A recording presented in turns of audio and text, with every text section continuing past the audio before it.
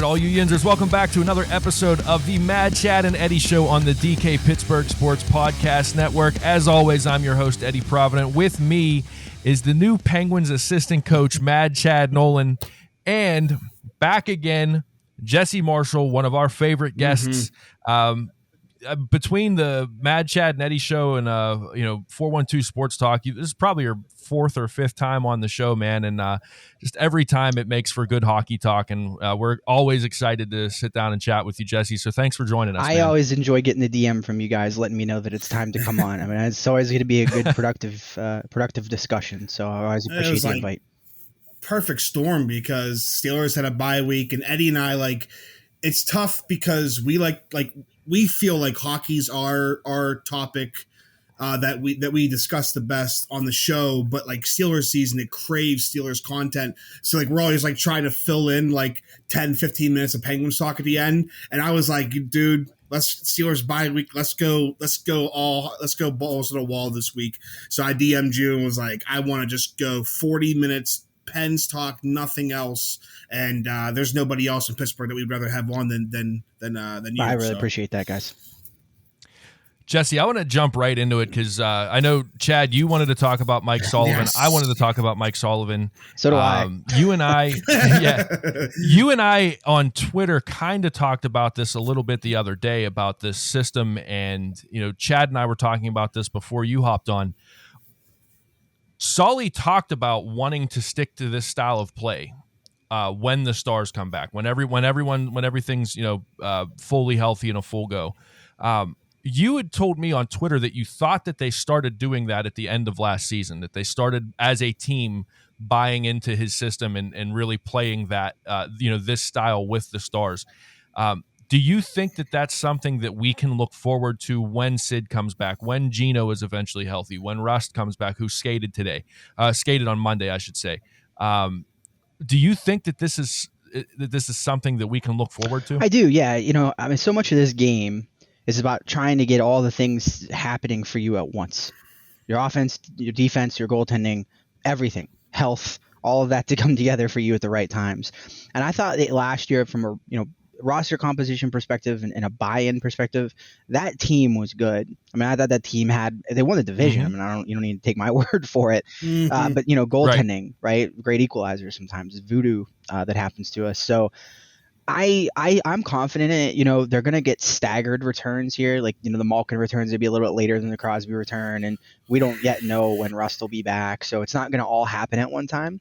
And I don't think really, because the challenge is psychological. It's one, letting your stars be stars and not restricting them to an extent and letting them, got to let the big dogs eat, right? Let your shooters shoot. And then the other side is not allowing the other players on the roster to want to default to them and to force the puck their direction, which is something that can be harder to do. But I don't get the sense that that's about to happen. I mean, this is just a team that, for me, plays a very road style of hockey, whether they're at home or on the road, right? They're going to do it the same way each time. It's get it deep, put your waders on and go to work. And I don't think that's going to change. Well, I mean, because I told Eddie, I was driving, I was listening to the X, and I was almost taken back at how brutally honest Sullivan was saying that. I mean, he literally said the goal is to continue to play this way once this team's fully healthy. And I was like, in a world, I could see someone running with that comment and typing up a hell of an article. Sullivan worried that Penguins will lapse on effort once Stars come back. I mean, that's literally what he said. But then I was listening to Colby Armstrong, and Colby Armstrong said, I mean, it's human nature, and anyone that's ever played team sports or hockey and had a really great player on their team, it's so human nature to be like, you know what, Sid's going to bail us out. Gino's going to bail us out with a big goal. But the thing is, these guys, this is not prime Crosby and prime Malkin anymore. So maybe that's a good thing in a way, because I don't think the team has the ability to lean on those guys as much. I feel like that Crosby's adjusted his play. We've talked about him becoming way more of a two-way player.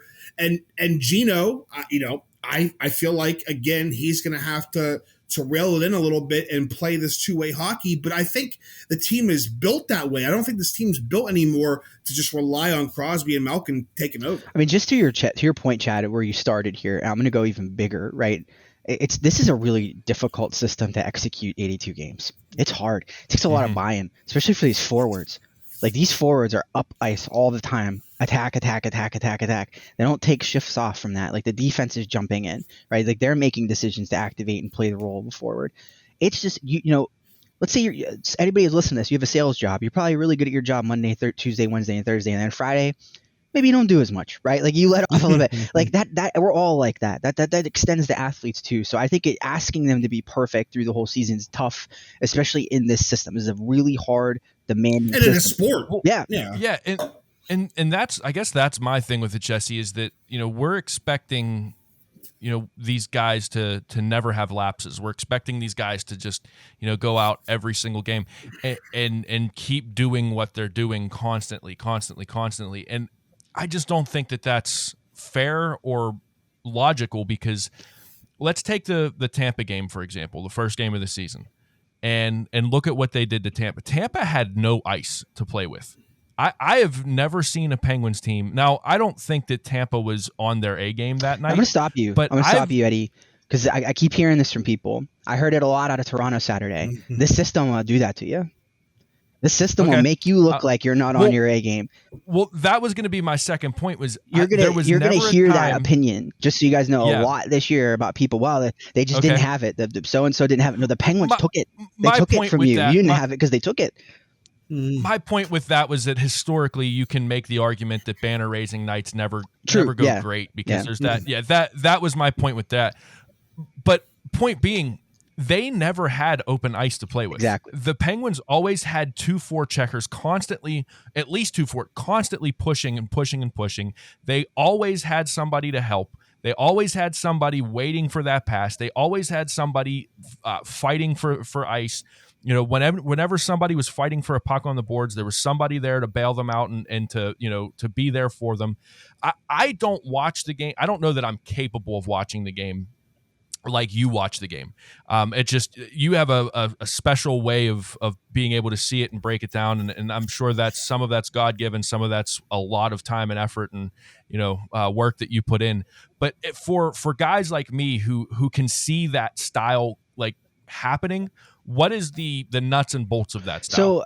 So so everybody, I think the first thing I would say is that Mike Sullivan hasn't really like reinvented the wheel here in any way, right? Like, this is not something that came out like out of junior hockey that was like super fanciful or whatever. But I think there's a wrinkle in it that is like very specific to him in that forecheck. And I'll tell you what I call it. I don't know what other people, I don't even know if it has a name. Maybe it does. I call it a swing. So if you think about it, 1-2-2 is the structure here. So everybody that runs a 1-2-2 sends one forechecker up, right up the ice, right, to attack the other team's breakout. Yep. But if you watch a lot of other teams, guys, what happens is sometimes if that player gets too deep or advances too far in the forecheck, they're just stuck out there, right? They're there on an island by themselves. They've over forechecked, right? They're there, and it's easy for the team to manipulate around that. But the Penguins don't do that. When that player gets to a certain level of depth into the defense, they rotate. And now another forechecker comes out to play the 1. So whoever the 1 was becomes one of the middle 2, and one of the middle 2 rotates up to become the 1. So you constantly have the cyclone of forward pressure that almost gives the opposing team the perspective that there's 2 forecheckers up there. There's really 1.5. There's 1 and then one about to come at you again. So 2 things here, right? I think on one hand, if you're an opposing team defenseman, you're kind of waiting for that forechecker to over forecheck so you get a break. Either you go D to D, right, and you get away from him easy, or whatever the case, you go around the net. You can do it any number of ways, right? But generally speaking, it's not a hard thing to go away from. The Penguins don't afford to do that, because that moment comes where you think you're going to get a break, and here comes the other guy. And he's flushing you the other direction, and now you really don't have a pass. And now you're making a decision that you're not comfortable with. You're probably playing it off the glass, right? You're going to go backhand off the glass. You're going to go around the horn, or you're making an area pass. Mike Sullivan calls them hope plays. I hope someone gets this puck, right? And that's kind of like, I think what they do to you is that they, not everybody in the league is, some teams send 2 forecheckers, But like I said, guys, the Penguins don't really send two. They send one and then a half of another one that's there and ready to rotate on you the moment you try to take that extra second to collect your thoughts. Hey, Chad, before you get to your question, let's take a quick break because we're already past the point for the first break. So we'll take a quick break. When we come back, we'll leave you on the cliffhanger teaser. On my own show, I left on a cliffhanger. Yeah, right? This is the Mad Chad and Eddie Show on the DK Pittsburgh Sports Podcast Network. We will be right back.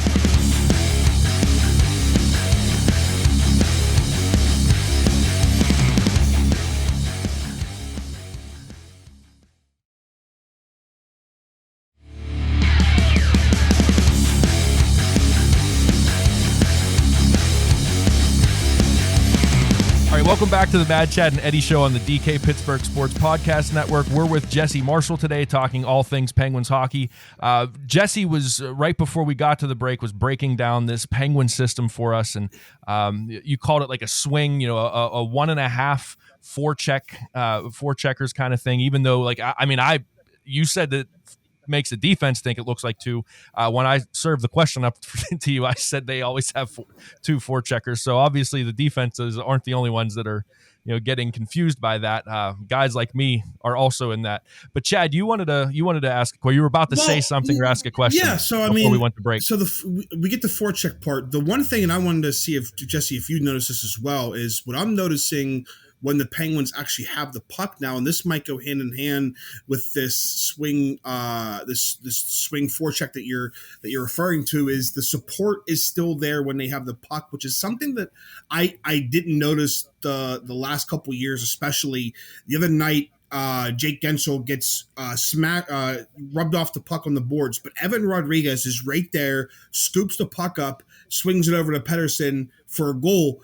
And years, at least from my perspective, like 2 years ago, Jake Guentzel would have got rubbed off that puck. That puck would have just went down to the defensive zone. They would have got the puck and came back the other way. The Penguins, to me, at least in my opinion, I want to know if you agree with this, are supporting the puck carrier a lot more. And I just want to see if that's something that you're picking up on as well. Oh my God. Yeah. 100%. Like that's like 1B right now, I think, in terms of how they play. And like, I mentioned earlier, a lot of this is just ugly stuff. Like their zone entries, I don't think they've been like super beautiful. They generate turnovers and they get, really good looks off that. But I think on a controlled breakout, they're happy to dump it in. Like they're fine with that. Like, let's go get to work. And they really do a good job, to your point, Chad, like putting themselves in a situation where wherever the puck battle is, they always have one extra player. They always have one more person than the opposition does. There's always someone supporting. Is that something that you think he implemented or focused on, or is that just a thing of, hey, like, guys are quote unquote buying That's it, Chad. I think it's just more like you get more of this organically when you have less people trying to freelance it and do things like take I'm going to try to take these guys 1-on-3. Like you're not, there's no puck support for you there. And I think now, like I've talked about this and I intend to do like a longer thing about it eventually, and I'm going to get around to it. But a lot of it now is this tip dump stuff. Like, I think that's really been the thing we've seen more of out of this group is, the pass goes across the red line. So it's not icing if it doesn't work, right? Because you don't want to be behind the red line for this. Or at the red line, excuse me. So you can avoid icing. And what they do is they just open their stick blade up. So instead of trying to accept the pass, they direct it into the defensive zone. But if you think about this, again, like thinking about it from the opposing defenseman's perspective, like I'm trying to keep a good gap on you guys, the forwards. I want to keep you in front of me. I want to make sure you don't work the puck around me. You don't even try to. You just direct it around. I immediately have to turn. I immediately have to turn around to go get that puck. And you and your buddies, like your other two forward buddies, have a 2-step head start on me. You already knew you were going to direct that puck in deep. I didn't know that. Now I got to turn around and go get it. You already have one of you on my back and then another one coming from the far side trying to get it. Like there's no time, right? So they're making the D turn around and they're making them go into situations where they're not comfortable. Their backs to the play. They can't see what they're doing. They know they're going to get hit. And it's a fruitful hit. This isn't like checking people for no point whatsoever. It's like you're now looking to like really separate man from puck here and change your circumstance. So that has been a huge part of it to me because it's enabled them to get more bodies in areas where they can win those puck battles. Yeah, and Jesse, to your point, I mean, like I saw it. I definitely saw the tip dump. I was at the game Saturday against Toronto. I definitely saw that. But the other thing that I saw, just the regular dump and chase. The two that stuck out to me in particular were later in the game. I believe it was third period. It was Brock McGinn, and I think the other one would have been Drew O'Connor, if I'm not mistaken. That doesn't surprise me, Eddie, just based on this. Yeah, where, dude, it's at this point in the game, it was either 6 or 7-1. It's late in the game. This is where they could probably turn it off. This is probably where they could, take their foot off the pedal. It's pretty much over and done with. I believe Sheldon Keefe even called the third period garbage time in his post-game press conference. And I'm watching Brock McGinn and Drew O'Connor dump these pucks into the corner and full bore, just absolutely outwork, outskate the defenseman and one of those defensemen was Jake Muzzin. It wasn't like one of the wasn't one of the scrub guys. These guys are like the Penguins are taking their grinders and their middle of the pack guys, and they're turning them into workaholics that are going up against top tier defensemen for other teams and just out hustling and outworking and outplaying them flat out. And I was so impressed by that at that point in the game. Yeah. Like, I expect that in the first period when it's 0-0, 1-1, close game.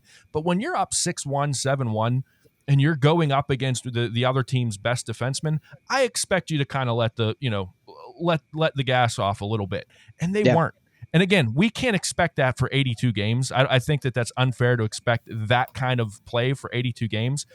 But to see that, man, was that impressive. I think the critical thing to this is that although right now they may be lacking the star power, they may be lacking these goals and points all throughout their lineup, they are playing a system that constantly makes it seem like they have more players than you. Right. That's the critical piece to this. And I think Mike Sullivan has really done a good job of taking things that were like pretty standard, things that you see in the National Hockey League and systems that everybody does, and then just making them really aggressive, like inherently aggressive and on the front foot.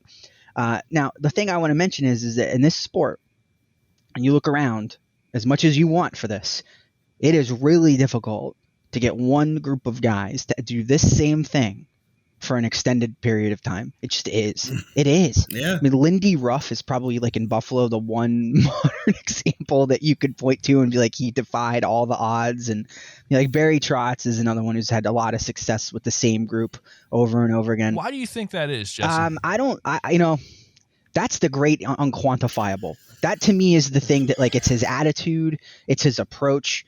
I go back to like the situation that he managed very early on between like Fleury and Murray, and how well both of them spoke about that situation. Because I think there's honesty, transparency, and everything's backed by video, right? There's no hiding from video, right? You can't hide from that. And then there's no game, like that's what they're doing when there's no game day skates, right? Like he cancels these game day skates, and it's just, that's what they're doing. They're honing in on their own process and making it the focus. And, they don't care what your system is, right? It doesn't make a difference. Like they can beat it with what they have, they think. And I remember, Eddie, I don't know if you remember this, but we had Sean Tierney on our podcast. This is way before we even came over to DK. And I asked Sean, I said, okay, here's, and this is going to lead into what we're talking about right now, is because everybody knows Jesse is the analytics guy. And I asked Sean, I said, well, how can we measure a coach's success analytically? And he was like, that's a great question. Yeah.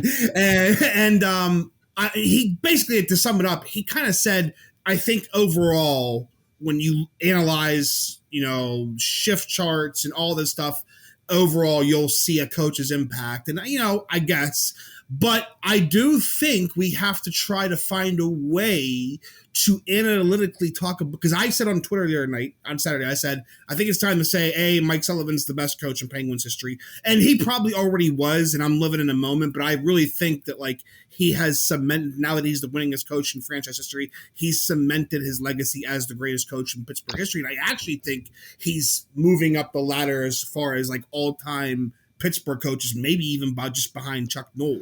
But why? What I want to know, like, if you could simplify the answer as much as possible to our listeners, and someone said, why is Mike Sullivan defying the longevity odds with this team and being so successful over such a long period of time when so little coaches do this in the sport? What is he doing that's different than other coaches? I don't think that he is attempting to I think anytime you take away from your ability to try to score and focus that into like defense, you lose, right? Like, I don't think that's the play. Sacrifice offense for defense. Yeah. And I think like what he does in particular that's really good is finds ways to improve his team defensively by virtue of what they're doing on the other end of the ice and in the neutral zone, right? Like, so like you'll see the numbers, as we sort of matriculate into the next couple of weeks, right? You're going to see the numbers bear out, I think elements of the Penguins being a really good defensive hockey team. But is it because they're really good defensively?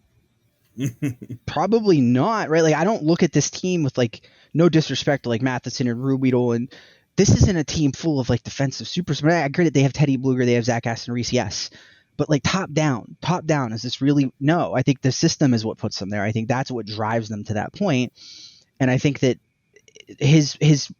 we focused a lot on like the front of that forecheck and like the top side where you have these two attackers all the time sort of pressing the play, but like you still have everybody else back there, right? Like in the neutral zone. Mm-hmm. So like even if you do make a successful play out and you get a pass, 25, 30 feet, you're still in the middle of it. Like you haven't even found your way out of it yet. So it's multi-layered, right? And I think that's like the thing that, personally impresses me. Now, with regards to the coaching piece and assigning impacts to that, that's something that Micah has started working on already, and has sort of said like I'm going to attempt to model out what the impact of a specific coach and his playing style is, versus league average, right? And he kind of does it as bad, dull, good, and fun, right? Okay, yeah. And then the change where Mike Sullivan is from league average on those areas, right?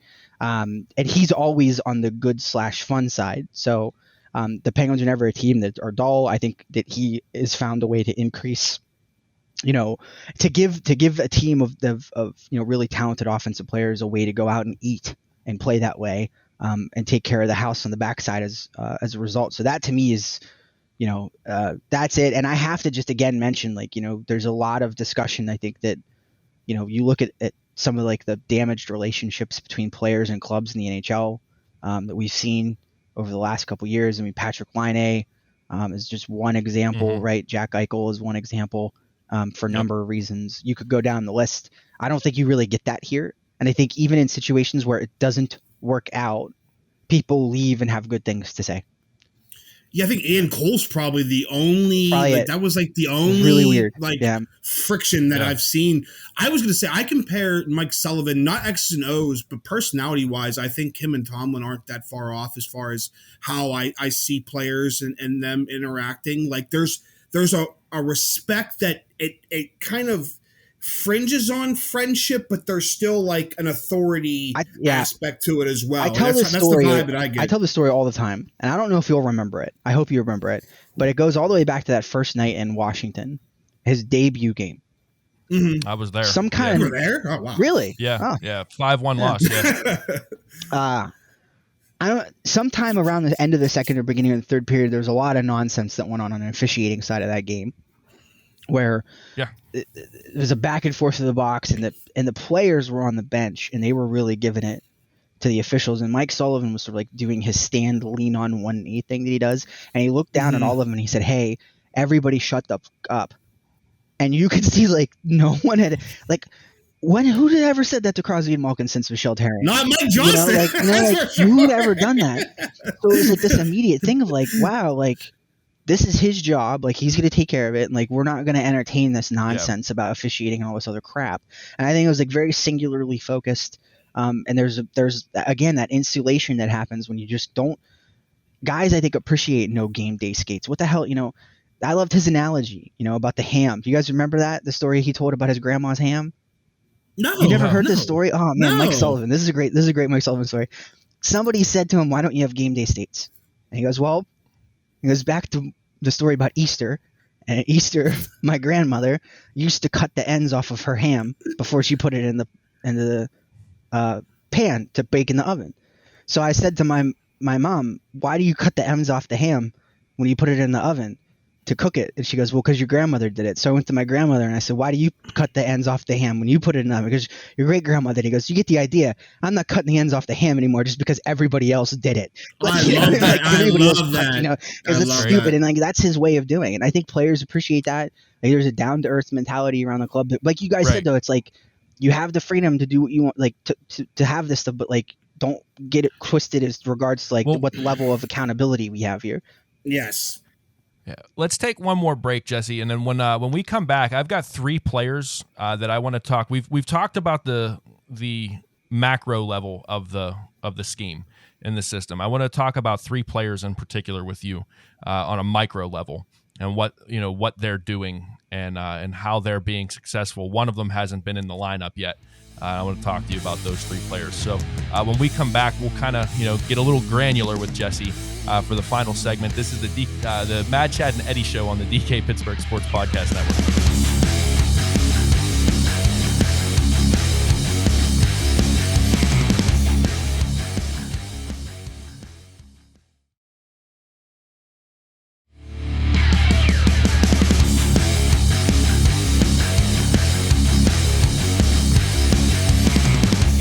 All right, welcome back to the Mad Chad and Eddie show on the DK Pittsburgh Sports Podcast Network. This is an all Penguins edition of the show with Jesse Marshall.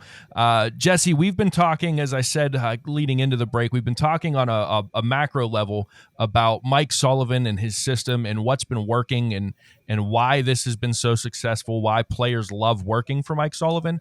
There's 3 players that I want to talk to you about individually, and I'll just serve all 3 up right now, and I will, I'll give you the questions I have for them, and then we can discuss them.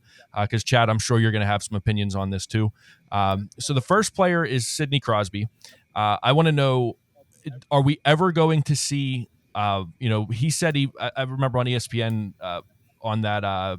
It should have been the Monday Night Football halftime show interview that he would like to play for at least 4 more years. Are we ever going to see a 100-point Sidney Crosby again? Or do you think that, he's still a point-per-game guy. He's been so that's question number 1. Are we ever going to see a situation where Sid goes back to being a 100-point guy towards the end of his career? The second question is Drew O'Connor. What has been making Drew O'Connor so successful? Because Mike Sullivan's been singing his praises. He looked very good against Toronto. He really has looked good in every game that he's played in. He's been very impressive. And then third, I had this conversation, I believe it was with Danny Shirey on Twitter, about Teddy Bluger and his approach to the game. I think that Teddy Bluger approaches the game similarly and thinks the game similarly to Sid Crosby, but just doesn't have obviously the skill and maybe the speed and the abilities that Sid has to pull the things off that Sid does. But I think that I see similarities in how they approach hockey. So those are my 3 individuals. I'll just let you 2 have at it, and any order you want to take them. So yeah, I'm gonna still start with Teddy Bluger because I'm a big Teddy Bluger fan. Yeah, I mean, I think so. Like, to answer your question about like the similarity there, like I think that it's just the awareness that he has, like not only of the game defensively, but then like the tempo of it. Like, and I tell this story like a lot. Like to me, it's like the penultimate like Teddy Bluger story because you see him do it all the time. Is that when he gets in trouble, or if there's like a situation that's not necessarily friendly to him, where he's under a lot of pressure, and you're kind of wondering what he's going to do. I think a lot of times he doesn't do anything. He just waits, and he lets people sort of like over pursue him, or take a bad angle, and lets them kind of like get themselves into a jam before he does anything. Okay. And I think that's just super smart. I like go back to the opening night against Tampa where he had the puck along the wall and sort of dipped down his shoulder to give the Tampa players the impression that he was just going to eat it and take a hit, and he spun off of them, and it's like these little like posture teases that he does, and like he knows how to make himself better. To you guys' point, like you guys are saying, like he may not have all the talent in the world, right? But I think there are things that he does to elevate his own game and get some of the returns that he does defensively. Like that, there's a lot of really impressive stuff in there, just individually. And you mentioned awareness with him. I mean, I think Teddy Bluger is a perfect example of a guy who is aware of what his role is on a team, and he embraces it. And and that's when you can get a player like that, like he knows he's not a one or a two, top line center. He doesn't care. He's going to go out there and he takes advantage of every chance he gets. And I'll say this about Teddy Bluger. I never saw him as more than a fourth line player. He has way more skill on his stick and in his hands than I ever thought he did. I'll absolutely be the first to say I was wrong about that. He's still not to me like a top six player, but as a role player in the bottom six, he's about as perfect as he gets because he has everything you want in those players. But again, he seems to truly enjoy the role that he has on his team. He's a checking forward, and he's going to go out there and do that. Yep. And that's kind of my point with him is that he's never going to be the guy that beats you with his skill. But he is more skilled than I thought, though. Yeah. Right. Yeah. No, I agree with you. I agree with you. I think he has more skill than we give him credit for. Mm-hmm. But I don't think he's ever going to be the guy that's going to make the one-handed goal or stick handle between four defensemen or that kind of stuff. But my point with him approaching the game like Sid, the thing that I think keeps Sid at the top of the NHL and has kept him at the top of the NHL for so long is his ability to think hockey. I don't think that there's a smarter player in the NHL than Sidney Crosby. And, when you pair that with his special skill set, that's who you get. You get you get that generational player. Now, I think Teddy Bluger, it's kind of like all on a lesser level, but I think that Teddy Bluger, is able to think the game at a high level. I think that he's able to approach things, in like you said, a very smart way, and you see that play out in his game. And I've been so impressed with him and what he's been able to do with this team. That you can't really ask for more than what he's been doing in the role that it hasn't been like I think traditionally as strong of a start defensively for him this year, but he's been challenged. Obviously, he's like a little bit more ice time and a little bit of a different role. Right. I think his deployment's been different. I don't think he's been used quite the same way as he has before. But I think like a lot of people have sort of gotten lost in saying like, well, he's lost the shot attempt battle and he's just on the minus side of shot. Look at his expected goal totals. They're still on the upper half of the team. He's still preventing shot attempts and scoring chances. And that's with increased that's with increased quality of competition. Yep. Everything. Still, if you look at your expected goals against per 60 leaders on the team, and you'll find his name up there in the top third. It's just, no matter what else happens peripherally, like he's doing his job and is still like locking down his piece. And it's a super, like, I can't stress enough, like the role that he plays, like the reason it's so important, like in the defensive zone, like he really does become responsible for that slot area. And like the Penguins put a lot of pressure and attention on where the puck is to the exterior. They want to keep it out there. So like whoever you've got insulating that middle and being responsible for the slot is like primo stuff. Like you have got to be locked in, and there's nobody I think really better to do it than Bluger. So now we'll move on. Let's go Drew O'Connor, and then we can end it with Sid. Like what? I mean, obviously, I wasn't expecting goal scoring from Drew O'Connor. I was expecting him to fill a role. And Drew O'Connor has come in and he's provided goals. He's provided energy, speed, kind of playing a little bit of that power forward game. Like, what are you seeing from him? Same stuff as you guys. I mean, that's it. I think it's. Is there anything in particular that you're seeing that he's doing that's setting him apart? Well, first of all, it's just that front. It's that front foot. It's just being able to get on top of people quickly and know where's the attack at, like where's my line, like where's my lane to get to this puck first. It's just been a really difficult thing for defensemen to deal with, and sometimes it's really just not anymore, pertinent than getting to, like he gets to the area where pucks become goals. like where a loose puck becomes a goal, that's where you're going to find him. Like that's where he's been. So it's getting to scoring areas, it's getting there quickly. I think it's having like a SWAT of toughness around him, like not getting pushed around, and going out there and taking a beating. He's not the biggest guy in the world, right? He's not built like a Brian Boyle. He's out there like, taking hits to make plays. It's one of those situations where it's like it's a Kunitz recipe to me. He reminds me of like that young Kunitz type player that we're not talking a lot about, like his hands and his finishing ability and stuff like that, but it's there. It exists. Yeah. And if he could just continue to get to areas where, pucks become goals, loose pucks become goals, I mean, that's all it takes. Now, as anyone that's ever played hockey will know that, so when things aren't going well, when you're not playing well, when your mindset's not right, it feels like the puck's never coming to you. It feels like and right now everything's going Drew O'Connor's way, but he is the one that is forcing that fortune to happen. And again, it's just a young guy. Like his confidence level is crazy. The other night, that first step I watched when he took off on that one play, his initial step was just like, wow, that's something the Penguins have been missing with that speed factor. He's feeling it right now, and when you're feeling it in hockey, it's just going to start to feel like the puck is always by you, it's always coming to you. And I was like, I told Eddie before, I said, I don't know, man, I'm not a Drew O'Connor. I don't see him as anything other than a 12th or 13th forward. I keep waiting for him to turn back into a pumpkin, but visually, what I'm seeing is no, this is not a fluke. And I don't think he'll be like an all-star, but I really think that they might have a potential top 6 winger on their hands here. And I'll never claim to know like the secret sauce to this or to be really good at projecting it myself. When I talk about the draft, like I like to do it the old-fashioned way, like just watch the damn and tell you what I think. Yeah. But like there's a lot of science behind like scoring rates by age, or like how like quickly, or how what does the trend look like all the way through your development layer, and how reliable are you with scoring? Like, are you just a player that's doing it like your final year of CHL eligibility as an overager, beating up on 16-year-olds, or like are you like, you see what I'm saying? Are you driving it? Right. He's pretty much done this everywhere, man. Like you go all the way back to like 20. What was he in? Wasn't the NAHL?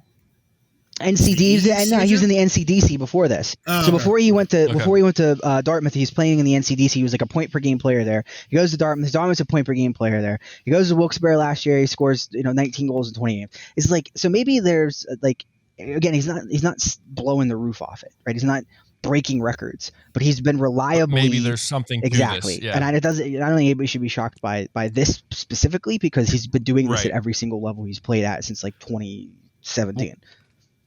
Jesse, we've got about 2-3 minutes left, so I'm going to leave you with this. I did bring up Sidney Crosby, and I'm going to frame the question differently, because we'll bookend this. So we talked at the beginning of the show about the Stars buying into Sullivan's game and his scheme, and the system and everything. What realistically do we expect from Sid when he comes back? Now that he's got a healthy wrist that he's been dealing with for 7 years. So what is the realistic expectation for Sid coming into this team? Is he still the point per game, maybe more than point per game guy? Are we going to see more of a defensive Sidney Crosby, a more offensive Sidney Crosby? With our last 2 minutes, what does Jesse Marshall see from Sidney Crosby for this season? More of the same. I don't think it's changing. Like I'm not betting against it. I can tell you that much. Like he's still got, like, you could see it just in his training. Like he's still got the burst that hasn't gone away. The hockey sense never goes away. It just gets finer with every year. I still think he has it. I mean, he's got a guy that's on his wing that has scored 40 goals with him before. And Jake Edsel, I think there's still a fruitful partnership there. I think any number of players that we've seen this year, Dan Heinen could be one of them, that you could put up there with them and have like a good partnership. So I'm looking forward to it. I think he's still got that, you could still see it, like even in practices and like little preseason skates, like it's there waiting to come out. And I think he's going to get right to it, guys. I don't think he's going to waste any time, and he's going to find a score sheet the first night, and it's just going to roll out from there. So maybe not 100 points this year because he's playing from behind, but like if he paced out at that, Eddie, I wouldn't be shocked. Yeah. Real quick, Chad, you got any thoughts on him? No, I mean, I do think that Sid is aware that, you know, he doesn't have the abilities of 2007 to 2010 Crosby, where like I have noticed, I know you said that he still has a burst. He still does. I have noticed the last 2 years that there's a couple times where he's tried to burst past a few defensemen, and it's not there consistently the way it was. But I think he's also figured that out and has adjusted his game. The one thing I'm interested in seeing is with this wrist surgery, I'm wondering if we're going to see maybe just Sid just net some more goals. How much does it impact that backhand? Like how much how much more oomph can he put on that? Like that's a terrifying thought. Yeah, that's what I'm. You shouldn't be able to put any more. No human. We watched them score one-handed goals with apparently a bad wrist. So let's. I've always been a proponent that Sid. I've always liked Sid when he gets a little bit more aggressive and a little bit more selfish. And I wonder if, you know, with the bad wrist and stuff like that, if that's why he was a little so passive the last couple of years. I wonder, man. I'm hoping Sullivan tells him let it fly, because he can score goals with the best of them. So it's going to be fun, man. Yeah. Either way, it's going to be a lot of fun. This was a lot of fun. This team has been an enjoyable team through the first. It's been a lot of fun to kind of watch like them do a thing, and then the fallout from them leaving the city or like the next day is like always so extreme. Like Tampa was like, Toronto, you know, like they're leaving these wakes of terror wherever they go. It's been enjoyable to watch. Definitely. Jesse, we are definitely going to have you on for a part 2 soon, man, because unfortunately this was a shorter show for us with just the way the schedule's going this week. But, man, it's been a lot of fun, dude. We always appreciate you coming on with us and hanging out, talking hockey. And make sure you guys follow the Dying Alive podcast. We'll be out sometime this week. We get you guys on there, too. We got to do a crossover. Let's do it, man. Oh, dude, that'd be a blast, man. It'd be a blast. Well, for Jesse Marshall, for Mad Chad Nolan, I'm Eddie Provident. Thanks for tuning in. Make sure you like and subscribe. Check the YouTube channel out. Check all the podcasts out on the network. This is the Mad Chad and Eddie Show on the DK Pittsburgh Sports Podcast Network. Thanks for listening.